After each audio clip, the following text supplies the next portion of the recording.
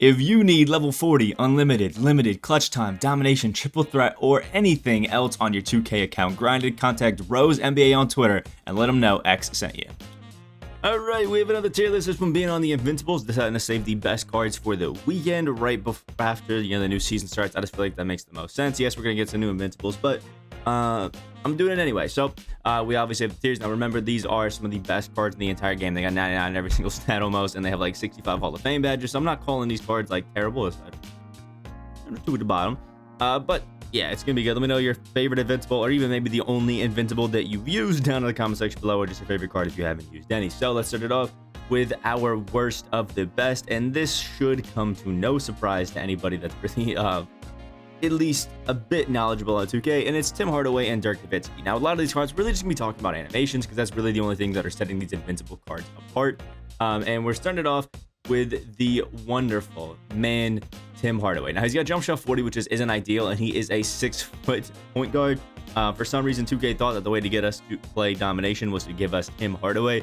Definitely not the case. Just a super underwhelming card. You're not going to play defense. You're not really going to do anything too crazy with him. The next is Dirk Nowitzki. Now, I honestly don't think that this Dirk is like worst of the worst, absolutely terrible card, but he's definitely not amazing. There's definitely some, I guess, needing to be a bit better. I'm pretty sure he's the only Invincible in the entire game that doesn't have a dribble style that you can burst with. He has fundamental. All the other ones have like shifty, quick, or something along those lines that will allow them to burst. Dirk doesn't, and then he also has his normal slow jumper. Now, luckily, you can use this Dirk to get end-aim Dirk, so you will be fine. Now, next in the pretty damn style, we're started off with Shaquille O'Neal. Now, obviously, Shaq's got his Shaq jumper, and that's kind of why I just don't think that he's too crazy. The Shaq jumper, even on very quick, is still going to be baited. He has the basic leaner. He's got the quick dribble style. The Curry behind the back is good, but it's not amazing.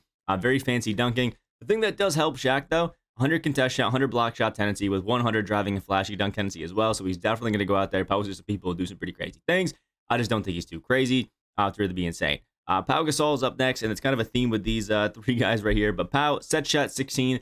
Honestly, I think it's a better jumper than some people give it credit for, but it's still not amazing. The shifty dribble style with the penny size up is pretty nice, and he does it with the Scottie behind the back, which is pretty cool. But because he's tall this year in 2K, just a lot of those centers are going to be running out of stamina super, super quick, and it's the same case with Pau. Bill Russell is set shot 17 on very quick. We know that Bill's going to be playing that crazy good defense, going to be going out there and just locking things down. But with set shot 17, it's really not going to be all that amazing or all that crazy. And he does have some pretty nice dribbling. I'll give him that. But the Wiggins behind the back just really isn't.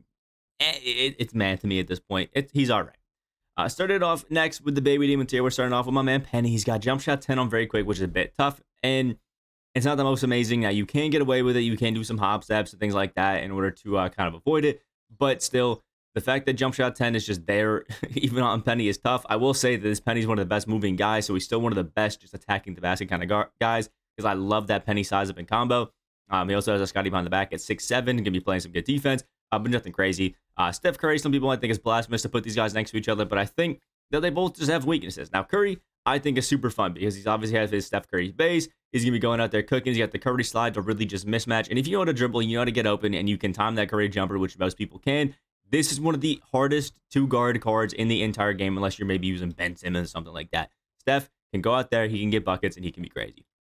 Next, LeBron James. An interesting one because LeBron James just kind of always has this thing where he just isn't as good as he should be most of the time in 2K. 6'9", 7-foot wingspan. He's got the LeBron James jumper on very quick, which is pretty nice, but he's got the Kawhi behind the back. The LeBron size up just isn't crazy. He does have the quick dribble style, which is nice. The long athlete's good. He's got some very fancy dunking. It's not great. Obviously, we're going to get an endgame LeBron James, probably going to get the Dante Exum base or something like that and go absolutely crazy. Better dribbling moves. But yeah, this one's just, it's a little bit meh. Next, we got Kobe Bryant. And honestly, the main problem with this Kobe is just the fact that they gave him the Kyrie behind the back. It's just not, it's not a behind the back that we want. It's not. I just don't really like it. Other cards that are also going to be a little bit lower because of it are going to be on this list. But Bobby Jones, John Wall have it. It's just not a behind the back that I think is really good. Doesn't really get you anywhere. It's just kind of tough. I do love that he has 100 pass interception and on-ball steal tendency, which is super nice. He's got the Kobe Bryant jumper, which obviously I absolutely love. It's just that Kyrie behind the back kind of holds him back, and he is only a 6'6" PG. Or shooting guard, just a lot of different things. If Kobe was a point guard, I think we can move him up a tier 2, even with that bad behind the back. But, it is what it is.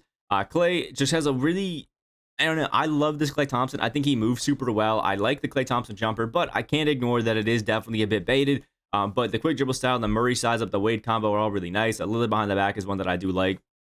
I think that's a kind of a slept-on one, to be honest. But all around is pretty solid. He's got really good defense. His playmaking's awesome. Every single Hall of Fame shooting badge. Clay is absolutely great. Good 3-and-D guy. Just some people just don't like the jumper.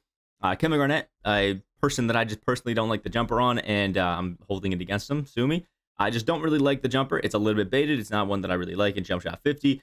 Some people can have some fun with it. It's definitely going to be a great defensive card if you have him, a good post guy and things like that, as you would expect out of Kevin Garnett. I just personally don't think the jumper's all that good, so I knocked him a tier for that.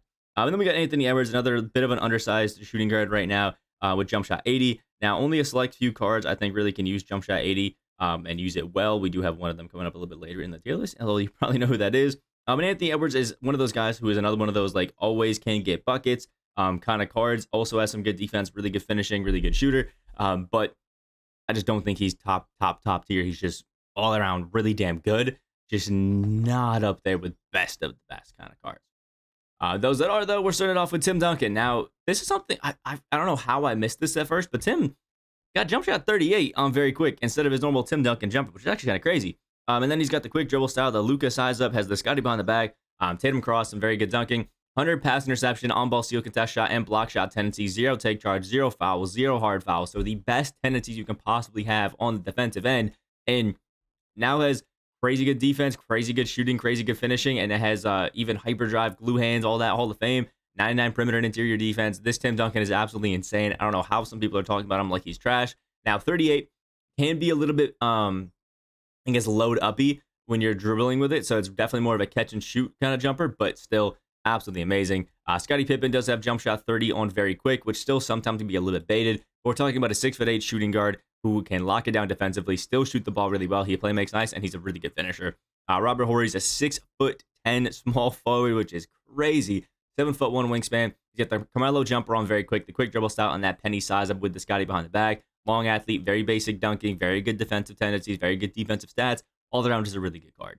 Paul George, another one of those jumpers in the PG base. I just think gets a little bit load uppy. 6'9" with a 6'11" wingspan is obviously crazy good as a shooting guard. But personally, the Paul George jumper on very quick is, again, one of those more catch and shoot jumpers. I also just don't love the PG size up and combo. I just don't think they really help the card too much. Obviously, there's guys like Richard Jefferson and Malik Sealy who can use it relatively okay. But the Paul George size up, I'm just not really a big fan of. But he does have the Scottie behind the back, the Kyrie cross, things like that, so he can still be pretty nice. We got Tracy McGrady, who, again, is cursed with that the Kyrie Irving behind the back, but he still is a 6'8" shooting guard, and the Trey Brick base on very quick is one of the best, most consistent jumpers in the entire game. You're going to be getting some crazy dunks, crazy shooting. The defense is awesome on Tracy McGrady. It's T-Mac. He's going to be good. Joel Embiid up next. Joel, jump shot 47 on very quick, has the quick dribble style, which is always really nice. A nice 7-foot guy who can play your power forward and center really, really well. I think he's an all-around really good card. Not going to be dribbling like super crazy, but it's still one of the best centers we have in the entire game. And this is one that I expect to get some slander on, and that's Giannis going down, not into the top tier.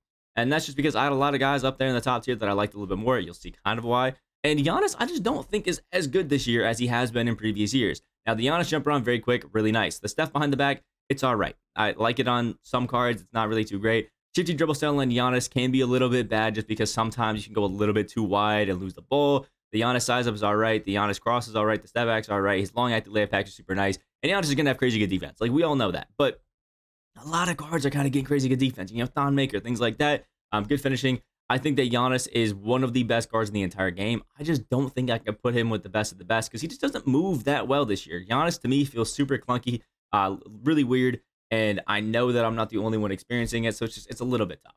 Another card that moves a little bit clunky for me is Evan Mobley, but Evan Mobley got much better dribbling animations than Giannis did. Now, if he could play the small forward, that'd be crazy. Now, 7'4" wingspan, 99 speed, jump shot 84 on very quick. Definitely a slow, more baited jumper. But they gave Evan Mobley quick dribble style, Steve Francis size up, which is the same on Magic, Dirk, Fernando Martin, Richard Jefferson. They're giving it to endgame cards. Is how you know it's good. Trae Young combo. Trae Young escape, Michael Jordan cross, Scottie behind the back, long athlete, crazy good tendencies. Again, same as Tim Duncan. Like, this Evan Mobley is going to be one of the best defenders in the entire game and then has crazy good dribbling at 7 foot. Yeah, he moves pretty well. Dwyane Wade, one of the best cards in the entire game. Obviously, we love the Wade base. Wade is just one of those cards who feels super glitchy, feels super fast, has great dribbling animations, a really nice jumper, is still going to dunk on people even if you think he's a bit undersized, and really just feels good. One of the few shorter PGs that you're still going to use in the game. Anthony Davis, I definitely think that I've talked a little bit of trash on his card, but I do like him.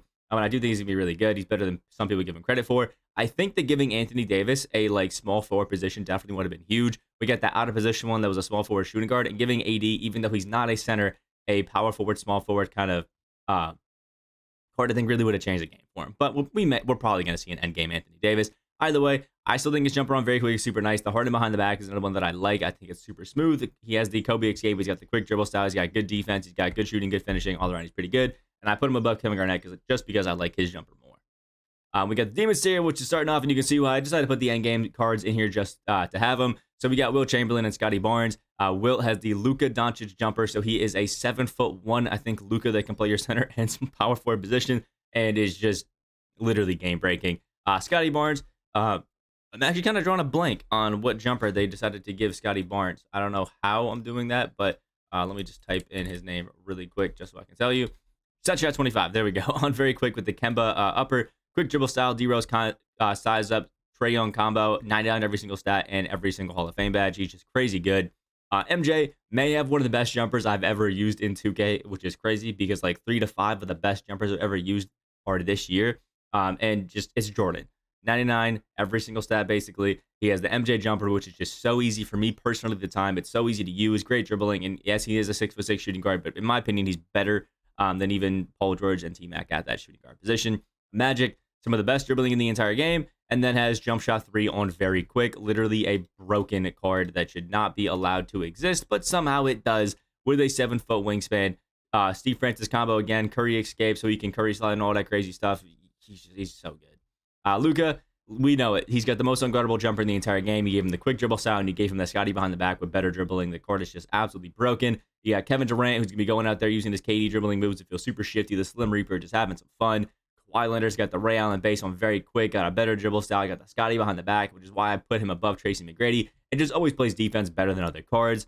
Kareem Abdul-Jabbar, jump shot 21, super smooth, super quick, and he's one of the best moving centers I have possibly used in the game. Hakeem Olajuwon, got the Delino Gallinari jumper now, so not only was he crazy good defensively, post, and all that sort of stuff, but the one thing that was lacking was a beta jumper. Now they fixed that, and he's easily one of the best cards in the entire game. They gave Dirk Nowitzki set shot 25 and some of the craziest dribbling you've ever seen in your entire life, and it's super fun. If you have the Invincible Dirk, you need to go ahead and get yourself endgame Dirk. His set shot 25 is broken. He also has the Scottie behind the back. He also can Curry slide. He also has the Francis size up with quick dribble style. He's just honestly one of the best cards ever. David Robinson has the D-Route jumper on very quick, and is again one of those guys like Kawhi Leonard, who I just think plays defense better than other cards, and it's super fun to see. And then Ben Simmons and Cade Cunningham are out here because they're super tall point guards that literally just lock everything down. Ben has obviously the Ben Simmons jumper, and literally is just one of the hardest cards to guard because the AIs just run away from him if you don't switch quick enough.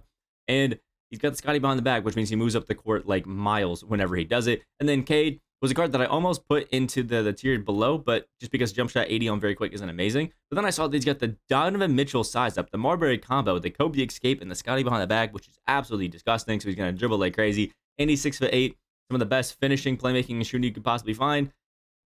I had to throw him up there and best of the best. So this is my personal Invincible tier list. Let me know what you guys think about it down in the comment section below, and like the video if you guys did enjoy it, as well as just let me know your favorite card of the game right now, or what cards you hope to see Invincible or Endgame down in the comments. Hope you guys today, and I will see you in the next video.